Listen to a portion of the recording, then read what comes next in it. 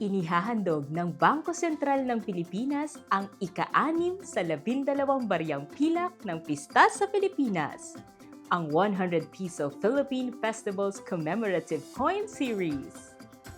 Sa buwan ng Hunyo, tampok ang Pintados Kasadyaan Festival. Ipinapakita ng pista ang kasaysayan ng Leyte, kung saan nagsasama ang sinaunang tradisyon at Kristiyanong pananampalataya. Tampok dito ang Pintados, mga mandirigmang may tato, at ang iba't ibang sayaw at kwento ng lalawigan. Nakalarawan sa may kulay na bahagi ng barya ang tatlong mananayaw na pintados. Makikita sa border ang 6 na hugis diamante na kumakatawan sa buwan ng Hunyo. Sa itaas na bahagi naman ay may balangkas ng tato na bulaklak na nagsisilbing Pintados Kasadyaan Festival icon.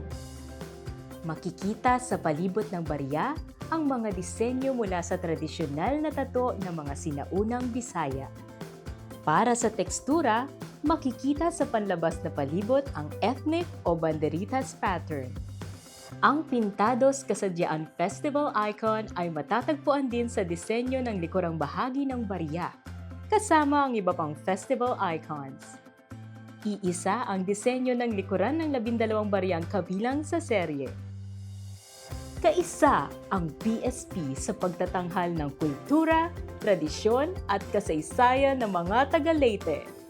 Ang bawat barya ay pamana ng ating kultura.